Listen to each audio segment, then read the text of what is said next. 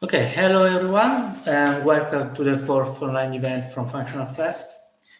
We are a group of Italian developers in love with functional programming who, at the end of the last year, we wanted to organize a conference about functional programming. But at the beginning of this year, because of the COVID thing, we actually decided to switch to a series of online events with the purpose of gathering all the functional languages under the same umbrella. So welcome to our talk. Today we have Daniela Sfregola as our speaker. She's a known Scala developer, and also she's the maintainer of a bunch of open source projects and the author of a book about Scala programming languages, which will be published in a few months. So now a few technical things. If you're attending the talk in streaming on YouTube, you can ask any questions in the YouTube chat, and we will ask the speaker to answer to them. Feel free to interrupt in any moment, and your answer will be your questions will be answered either at during the talk or at the end. So Daniela, let me introduce Daniela and leave the screen to her. Good evening, everyone. Welcome. I'm going to start by sharing my screen, and we can start with the presentation. Okay, so hopefully you can all see my screen. If not, I'm sure the administrators will stop me. So I'm going to assume that you can see my screen and you can hear me just fine. So first of all, thank you, FunctionalFest, for inviting me. My name is Daniela, and this evening I'm going to talk to you about my experience with functional programming.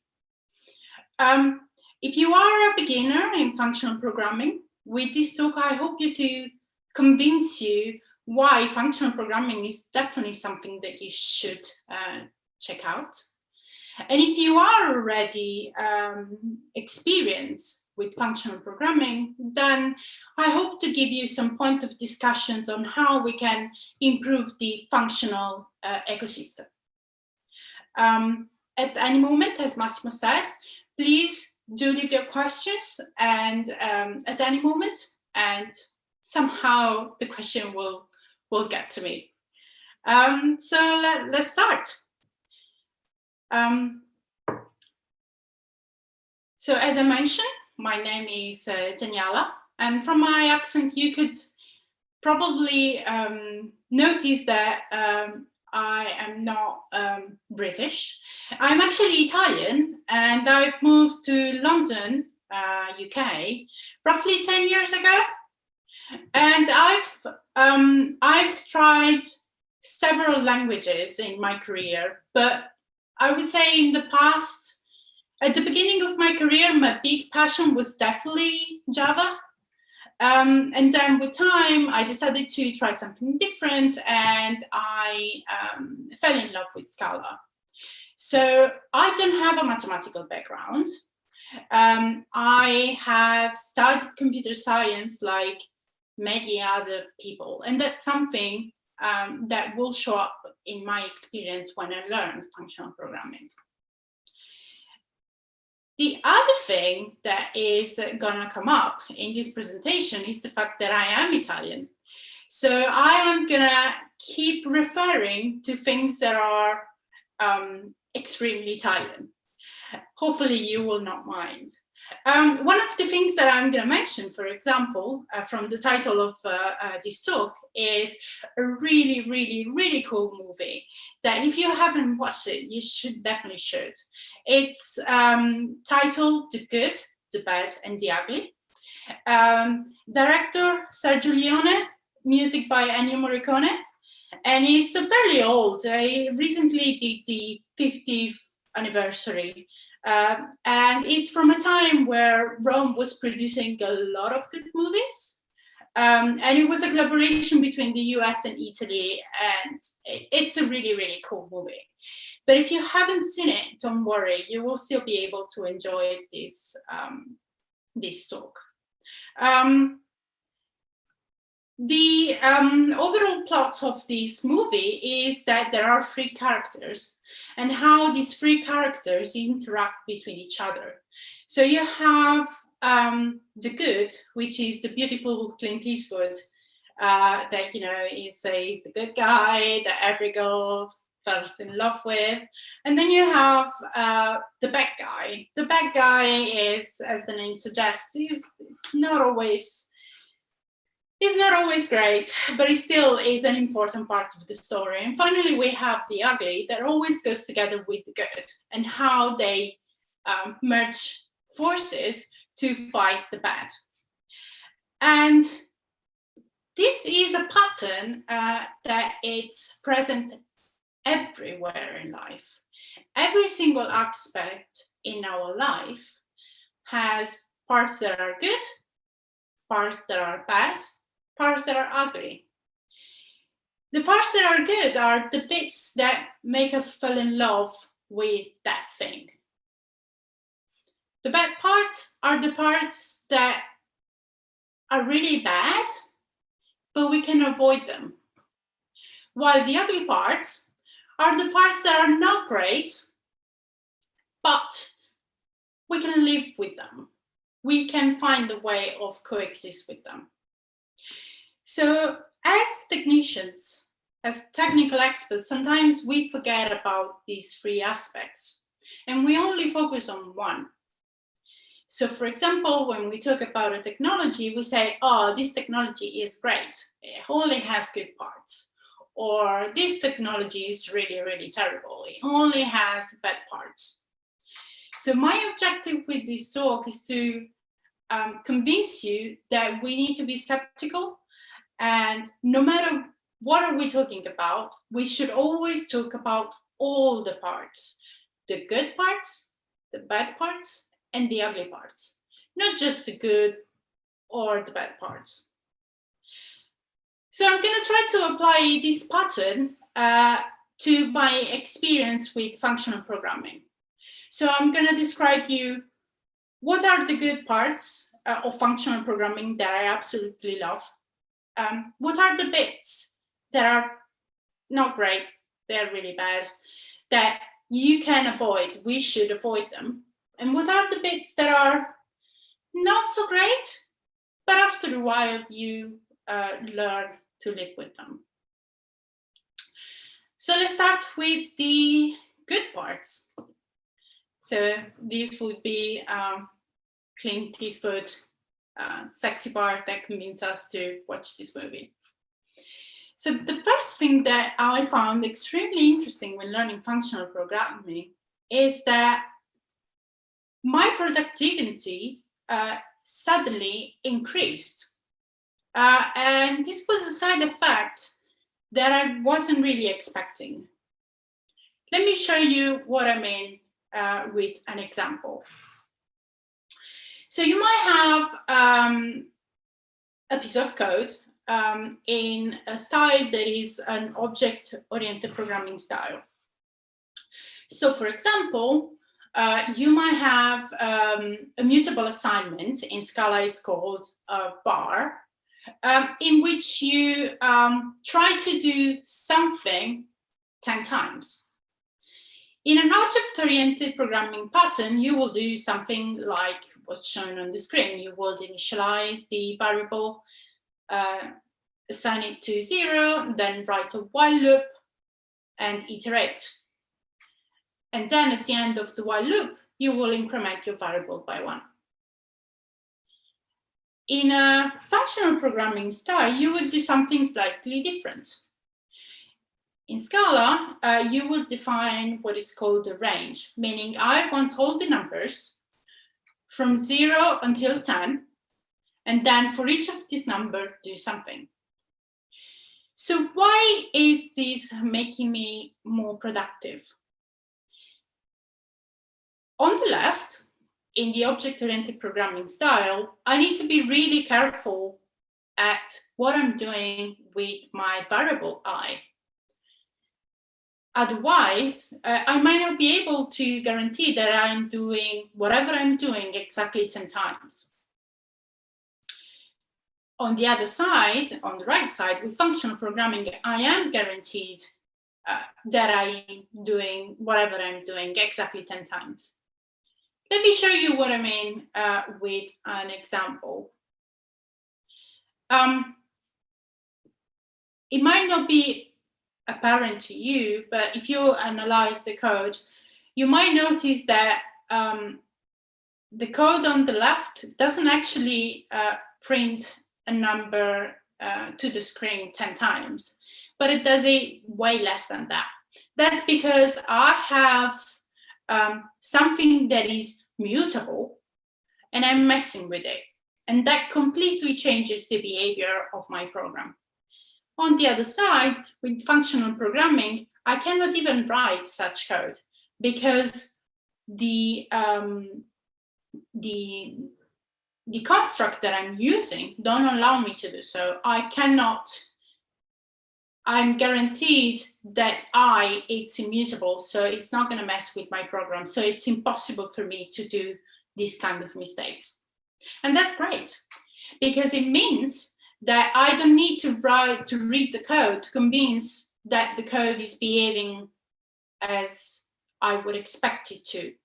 Reading less code makes me more productive. The language guarantees that I cannot do anything stupid, and that's great.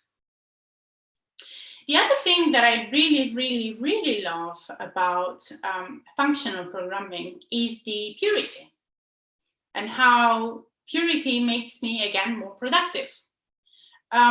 So let's imagine we have a function like the one that is on screen that is called length, takes one parameter of type string called s and returns a unit.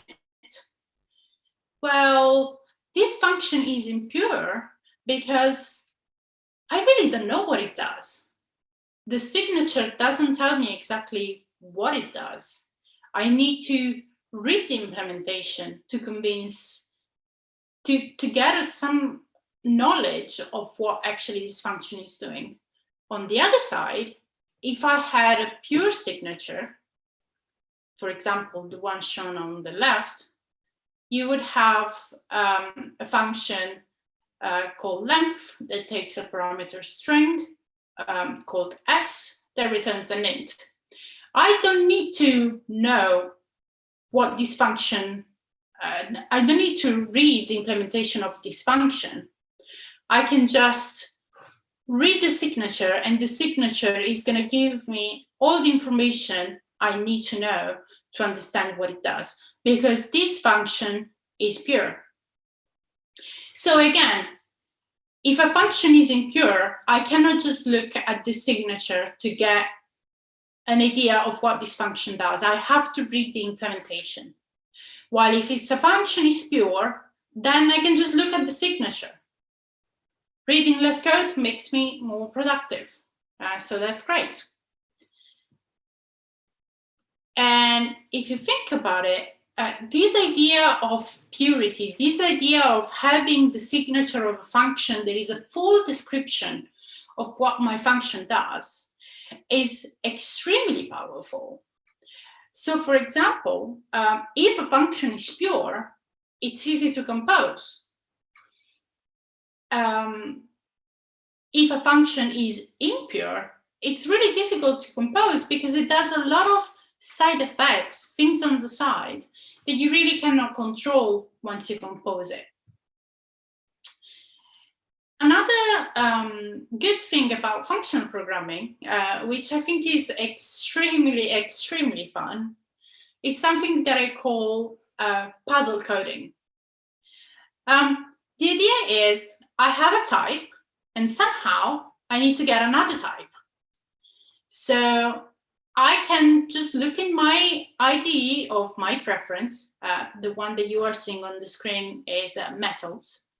And is there a function that, given my type, returns my type? Yes, great. So it's more, this is the type I have, this is the type I need to get. Can I find a path to get there? I really don't care about anything else most of the time. And the compiler will guarantee that it will work. Of course, this doesn't work all the time, but most of the time, if you think about it, that's what we are doing. And again, this is really cool because I don't really need to think about any logic. I can just, connect the dots and that's it, job is done. So again, the good part about functional programming is that it really improves your productivity. But let's talk about the bits that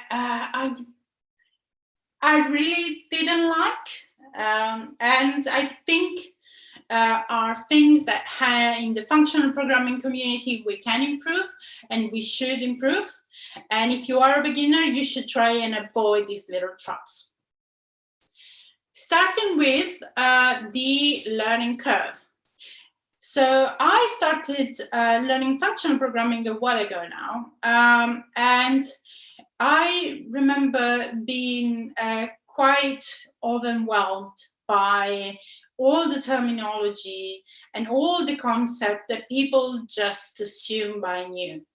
I was going to conferences, I was going to meetups, and people were just saying, oh my God, how can you not know about this? Or how can you not know about that? So functional programming, there is a lot of things to learn, but the good news is that you don't have to learn everything immediately.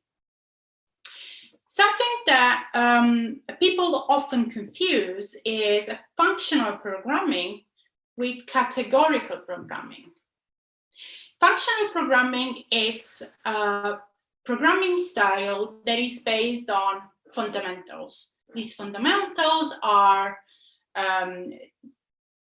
use immutable state, write pure functions, don't throw exception.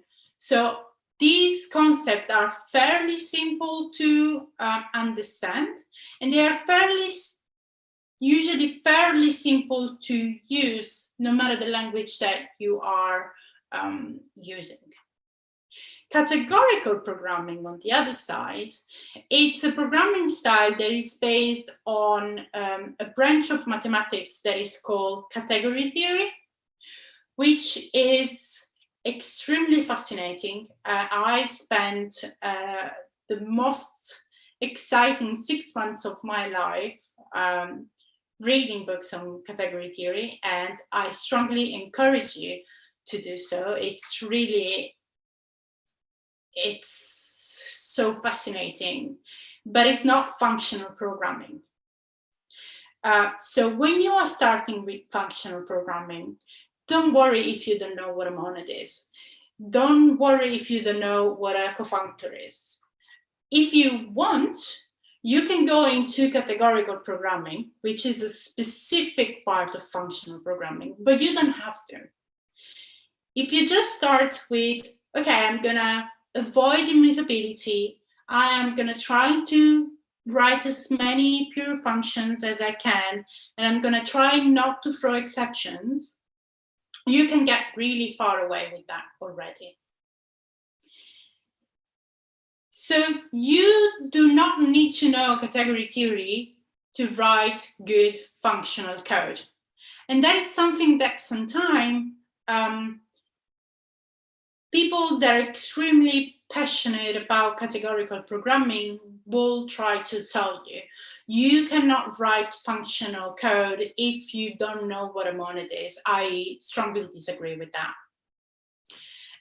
So if you are a beginner, I would advise not to feel overwhelmed with the new amount of terminology that you are going to encounter. just focus on the basics, and when you're ready, do try to learn about the more advanced topics, but don't be concerned at the beginning if all you do is just the basic steps. And to people that are experienced with functional programming, I would say, remember that a lot of the terms that we give for granted, they're not easy. I mean, I don't come from a mathematical background, and it took me ages to understand what a monad is, what a functor is, and so on and so forth. So it's really not helpful when we just assume that people know what they are. And then, of course, you have people that just tell you, how can you know what a monad is? Because, come on, monads are easy, right? How can you not know? I mean, haven't you ever heard the definition of a monad? A monad is just a monad in the category of n functors, right? It's clear. Why don't you get that? It's super clear. Okay, don't worry. I have a simpler definition for you. Monads are like burritos. So you probably can see where I'm going with this is when we are trying to explain a new concept to a beginner, using the, although correct, technical definition might not be useful, but also using metaphors that are really not descriptive of what the problem is about is not really helpful either. We need to find a middle ground between being super technical and being super vague. This is really not helpful for people that are getting started with functional programming, or in this case, categorical programming. So I've done a little experiment, and a while ago now, I baked some lasagna. So for those of you that don't know what a lasagna is, it's a typical Italian dish that is made with layers. So usually you start with a layer of sauce with meat, then a sheet of pasta, then sauce, cheese, pasta, sauce, cheese, pasta, sauce, cheese, pasta. And I asked to my friends on Twitter, is lasagna a monad? I mean, if we're talking about burritos, I'm not Mexican, I'm Italian. Why aren't we talking about lasagnas? I mean, they have layers. Isn't lasagna monad? And then people start discussing about lasagna being a monad. And the fact that depends on your last layer, if you put bechamel, then maybe it's not a monad, but if you don't put the bechamel, then it is a monad. So you can see how this is extremely fun from somebody that already is familiar with the concept. But as somebody that might not know what the concept is, this is really useless. It's really not helpful. And that comes to my next point. There is tutorials and talks for beginners are super, super, super important. In my career, I had the pleasure of organizing a few conferences, and every now and then there was somebody in the audience saying, not another tutorial on what a monad is, not another talk on functors. And I strongly disagree with that, because as a community, if we want to grow, we need to be friendly to beginners. And yes, I believe that in every single conference, there should be a tutorial on what a monad is. Because the moment we stop teaching those concepts, the moment we stop talking about those concepts, then it means that the community is not growing anymore. And that is really, really sad. So as an expert, don't underestimate those talks and tutorials.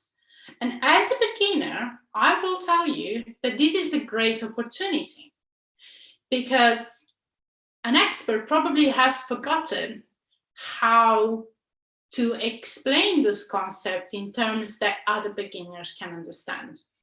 Because we got so used to the terminology that for us is a concept that is given. So if you are a beginner, my suggestion would be to learn the concept and then try to explain it to others, because you are going to explain it in probably much approachable way than an expert would. Next thing that I really didn't like, and I think as a community we should avoid it about functional programming, is what I call the rockstar developer syndrome. Imagine you have a problem, right? And this is a really, really tough problem, and nobody knows how to fix it. Don't worry, Daniela is there. Daniela is the rock star of the situation, and she is gonna fix all of your problem. She goes away, she goes in a room, and she stays there for a day. And then, ta-da, she comes out of it with a perfect solution and gives it to the team. The only problem with that is that she is the only person that can maintain that code. She's the only person that knows how it works. She is the only person that can fix any bug with it. And she's going to be stuck maintaining that piece of code for so long that eventually, guess what? Not only she doesn't share any knowledge, so she doesn't improve the knowledge across the team, but eventually she's going to leave because she's bored of those lines and she wants to do something different. I have seen a lot of functional programmers doing that. It's really cool when you can find a problem in which a functional programming pattern can be applied, but then they do this error of not sharing it with the team. And this is extremely dangerous. So if you are an experienced functional programmer, I would say be a leader, don't be a rock star. If you have the solution, great, but don't keep it for yourself. Run knowledge shares. Explain this new crazy concept that you have learned at a conference. Your team would really appreciate it. You need to make sure that if one day you're not around, your team will survive and strive without you. Otherwise, you are going to be stuck with that code forever, and it's really something that you don't want to do. And if you are a beginner and you notice that you have a rock star in your team, ask them to explain why they have done that, why they have used that certain pattern. I guarantee they will be more than happy to explain whatever mathematical concept they are applying there. And that completes the bits that I didn't like about my experience with functional programming. But of course, we have discussed about the good parts, immutability, purity, composability. We have discussed about the bad things. There are the learning curve. It can be a little bit tough to tackle, and the fact that sometimes as functional programmers we are a little bit of a rock star and really don't want to do that. But let's talk about now the bits that are ugly, but that we learn to live with. And what I've learned with a little bit of experience is that functional programming is great, but the JVM sometimes really doesn't go along with it. And Scala, it is a JVM language after all. So every now and then, you need to know when to break the rules. Let me show you what I mean with an example. Let's assume that you have a case class. If you are not familiar with a case class, it's just a class with some predefined getters and setters. Well, not setters, sorry, because it's immutable. So just getters, that's great, right? So it's just a container with some data that should be immutable. And you want to extract all the data that there is in this case class and produce an array out of it. So you can have a class that is called toArray that takes a product. Product is just a fancy term for case class. And it returns an array of object of any type. And I could say, cool, I am a functional programmer now, so I am going to do it functionally. So we are going to do exactly what we said before. We are going to avoid immutability, and we are going to do a little bit of puzzle coding. So we are going to call our product, then use the function product iterator to convert my product into an iterator of any, and then use another function called toArray to convert my iterator of any into an array of any. That's great. I found the path. I started with a product, and now with two other functions, now I have a product of any. That's great, right? Job done. Let's see how we would do that with an object-oriented programming style. Well, the code looks a little bit bigger and a little bit messier, and it breaks all the rules that we said so far. So you have a function that is called toArray. You have a parameter, product of type product, and you return an array of any. The signature is exactly the same. Then you calculate the productarity. That's just a fancy term to say how much data are you storing in your data container, or how many members you have in your case class. Then you initialize an array with that size. Then you have a mutable variable initialized to 0, and then you loop through the array and you populate each position with the data that you have extracted. So again, this is breaking all the rules. We are using mutable structures. It's an array. We are using a var.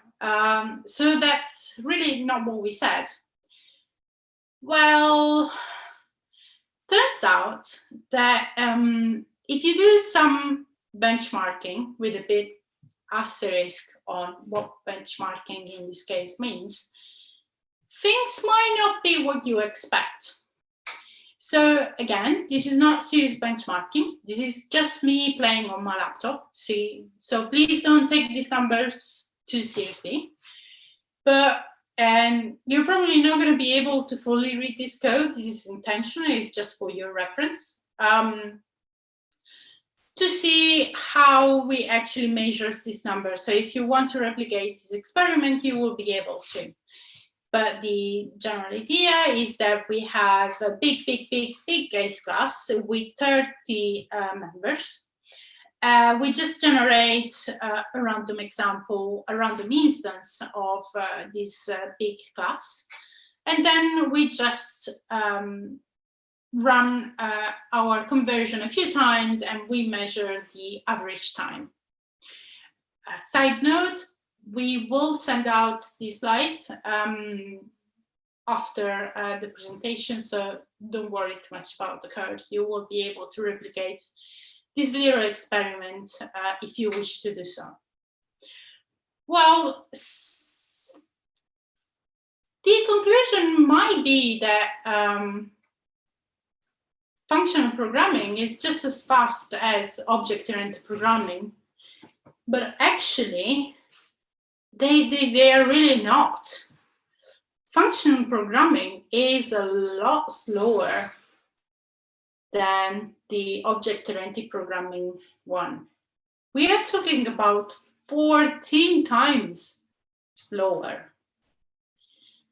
And that's really, that at the beginning when I started with functional programming, and even now that I'm a little bit more experienced, it is really surprising to me. 14 times faster object-oriented programming. And the reason why this is happening is because Scala, it is a JVM language, and the JVM and functional programming don't always go along. Things are getting better and better. The JVM is catching up, and the JVM can recognize certain patterns now, but still, sometimes, not always, the object-oriented programming version of your code could be faster, a lot faster than your functional programming one. So you need to develop a sense of what is the most important thing that I want to get out of my code. Do I want the fastest version of my code in terms of runtime, or do I want a code that is immutable, maintainable, and so on and so forth? My suggestion would be to don't over-optimize. Unless you have some really, really good reason, don't look for the most efficient solution to your problem. Let me show you another example. So one of the things that I love to do is to teach people about functional programming, but also about the Scala language in general.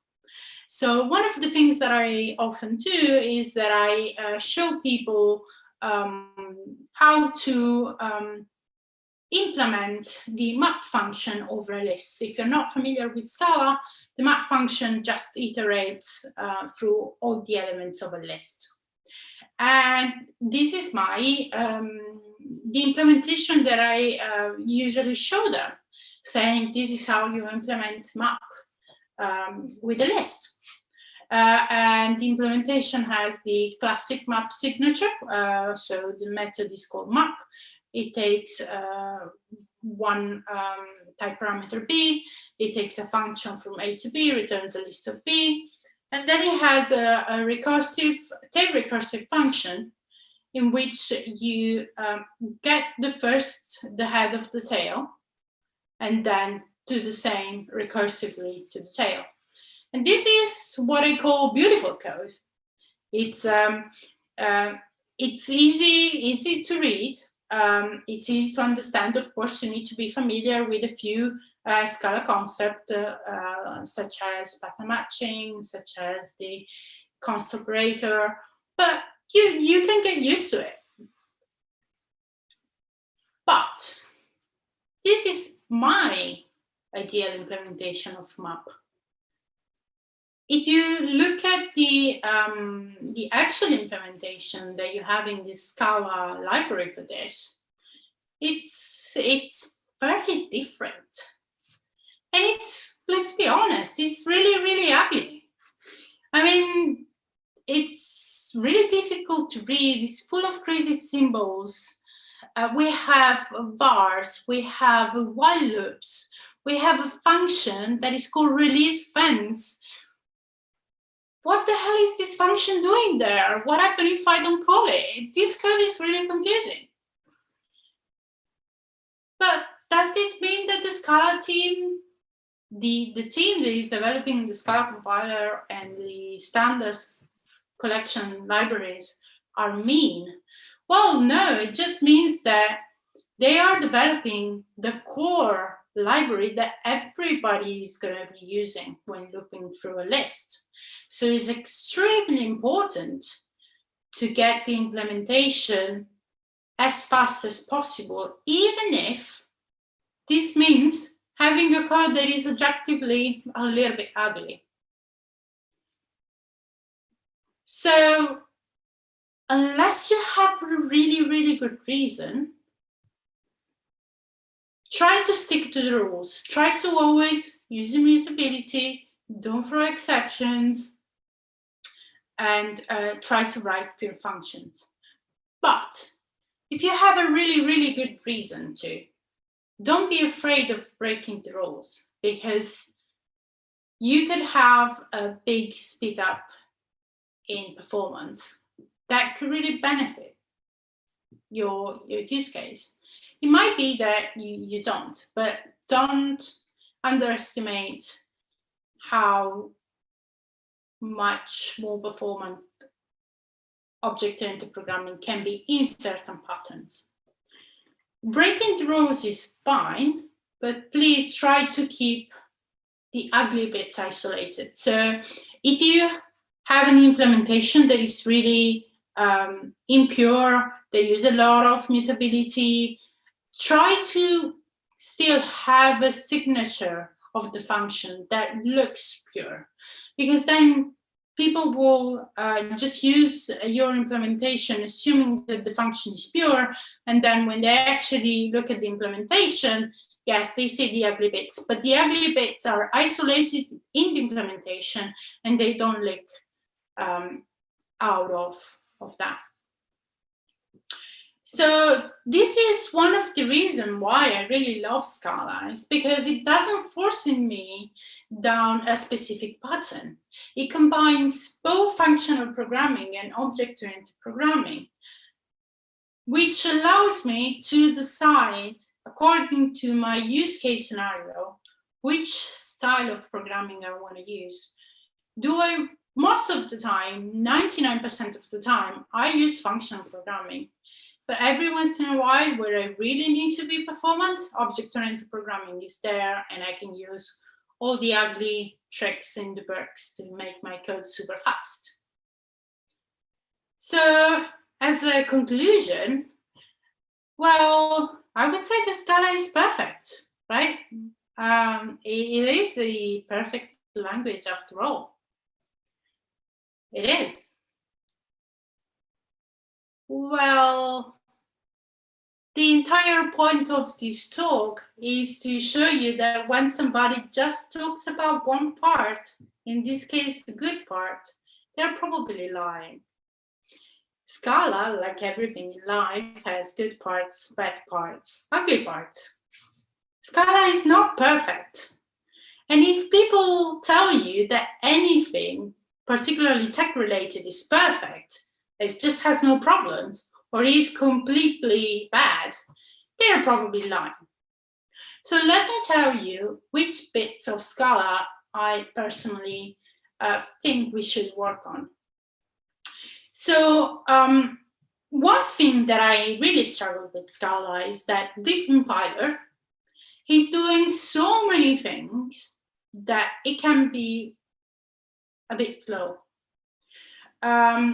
And another thing that I used to have problems with is that the tooling is at times not as good as it could be.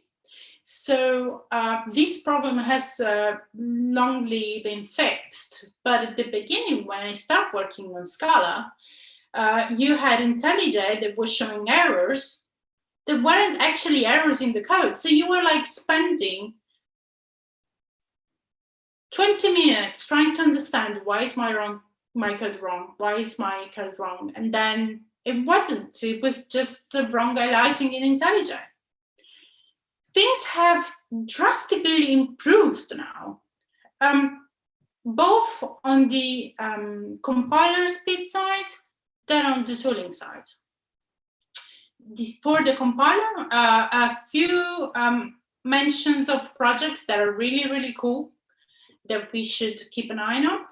The Lightband team, in particular Jackson Zaug, is working on something that is called pipelining compilation. It's a concept that is really, really cool.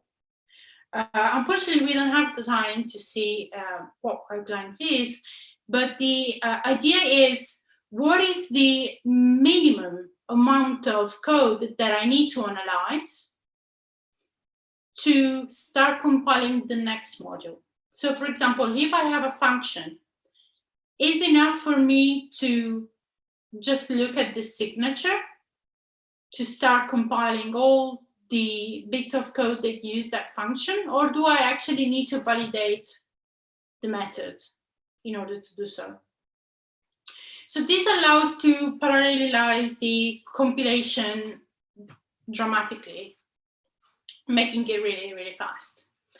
And then the other project that is really interesting related to the compiler, it's Sync, which is the incremental Scala compiler.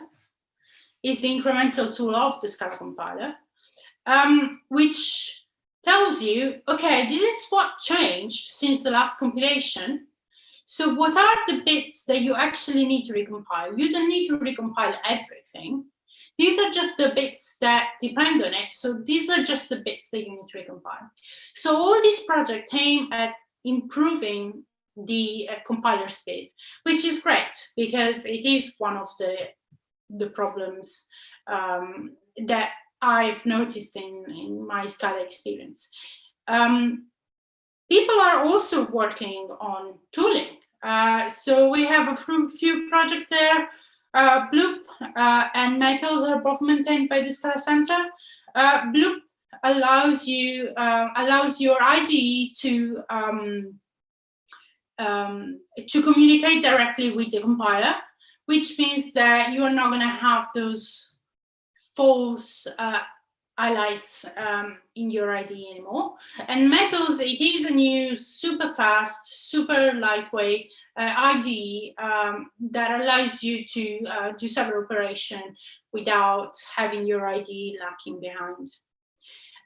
So again, Scala is not perfect. We are working towards tackling the aspects that are known to be less ideal.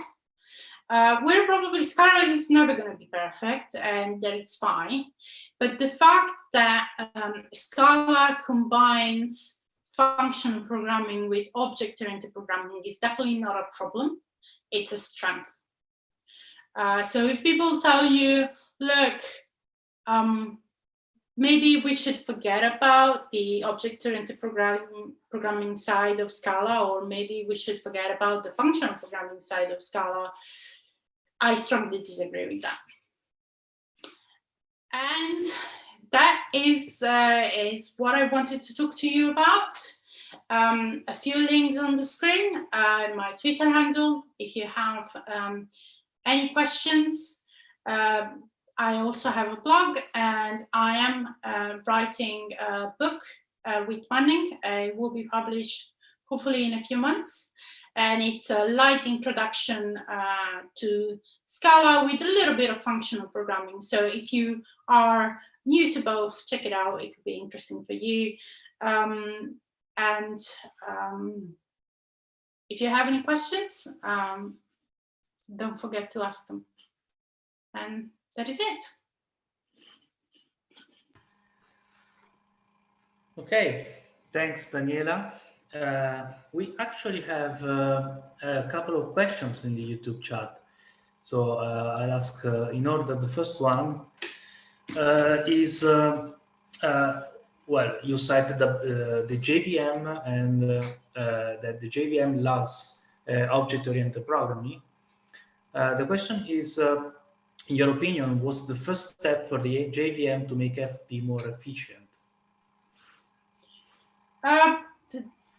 So the GC is historically been structured in a way that optimizes patterns that are related to object-oriented programming. Java is embracing functional programming more and more. which will definitely help the JVM in optimizing certain patterns. So I believe, for example, between Java 7 and Java 11, we already had big improvements towards that. I think we just need to work more on it. Definitely, the JVM is not. It doesn't actually love immutable structures too much. So if you see, it's a Scala that put a lot of effort in ensuring that the data structure it allocates are actually immutable. But that's a trick that the language had it. So definitely, there is work to be done. I would probably start with just ensuring that things where are immutable are actually immutable rather than forcing language to ensure that that's the case. But we are improving every day. Every Java version has a massive improvement. So definitely we are going in the right direction, but of course we're not there yet.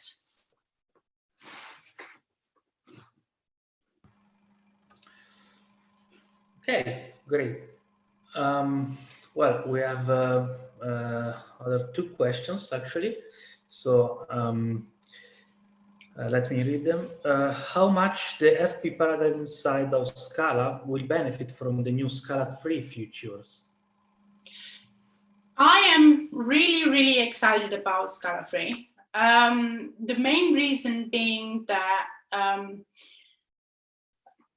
sometimes Scala can be challenging for beginners because it's so flexible, it has so many features, and you can do the same thing in so many different ways.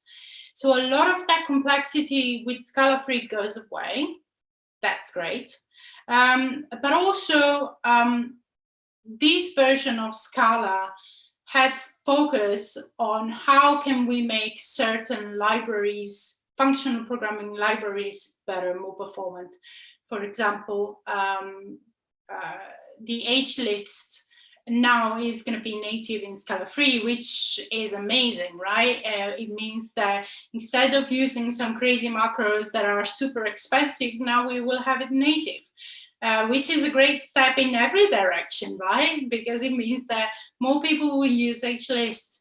The compiler is going to have to chunk less macros, which is great, and so on and so forth. So there has been a lot of focus in, okay, we know that these libraries are extremely popular, but we also know that these libraries are really heavy on the compiler. Can we make them better? So definitely Scala 3 is going to make things better, and I'm really excited about it. And also we won't be scared by shapeless any longer. So last question on the chat is, which of the negative aspects of functional programming is mostly keeping it from mainstream adoption? That's...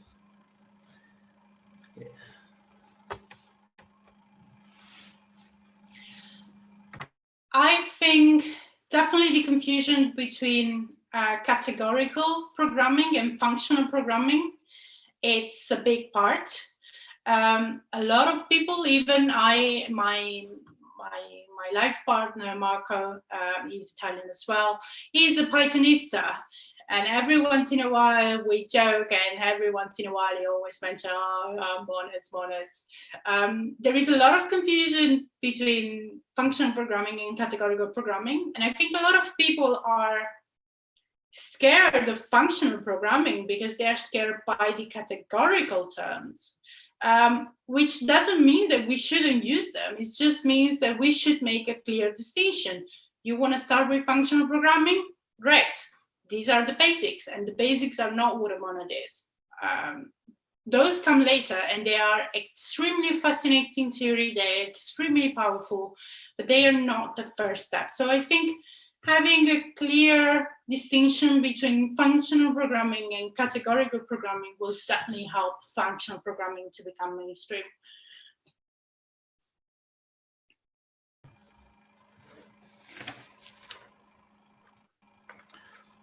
Okay, good. So there's no other question, at least for now. We're in time. Let me thank Daniela again with a round of virtual applause. I really enjoyed this talk. So if any of the attendees want to leave us a feedback, I invite you to drop a message in the YouTube chat. We will be notified. I also want to tell if you want to stay updated with the next talks and events, you can check out our website on www.functionalfest.com or follow us on Twitter. Our handle is FunctionalFest, and you can stay updated with the next events. Let me also thank Doubleloop for support with the technical infrastructure and the streaming. So this was the last talk for 2020. So we will see next time in next year. Stay updated. See you next time. Bye. Bye.